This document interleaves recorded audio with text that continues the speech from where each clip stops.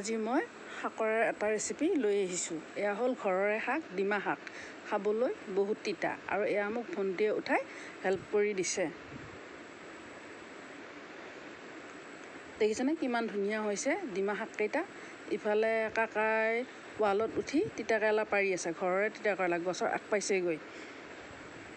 সেয়ে কিবা কৰি তিতাকেৰেলাকেইটা পাৰি আনিলোঁ আৰু ইফালে ময়ো কেইডালমান ডিমা শাক হাতেৰে ছিঙিলোঁ।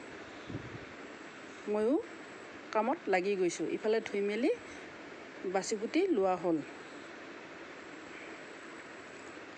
এয়া শাকখিনি মিহিকৈ কুটি লোৱা হ'ল আৰু গৰম কেৰাহীত অলপ ভাপাই ল'ম। সেয়ে শাকখিনি দি দিলোঁ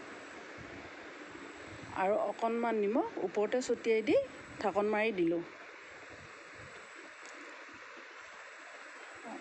কেইমিনিটমান থকাৰ পিছতে শাকখিনি সিজি গ'ল। যিহেতু শাক বেছি সময় নালাগে। ইফালে তেল গৰম কৰি নহৰু কেইফুটামান দি ভাজি লৈছোঁ ৰঙচুৱাকৈ আৰু লগতে কণী এটা এড দি দিলোঁ আৰু কণীটো ভালদৰে ভাজি লৈছোঁ আৰু কেঁচা জলকীয়া কেইটামান দি দিলোঁ। হালধি নিমখ জোখমতে দি ভালদৰে লৰাই দিলোঁ।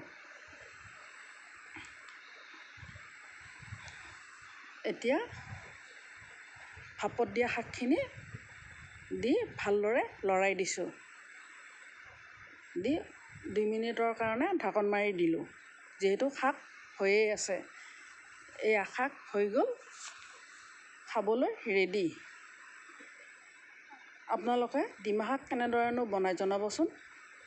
মোৰ ভিডিঅ'টো চাই ভাল পালে লাইক কৰিব, কমেণ্ট কৰিব, লগতে শ্বেয়াৰ কৰিব।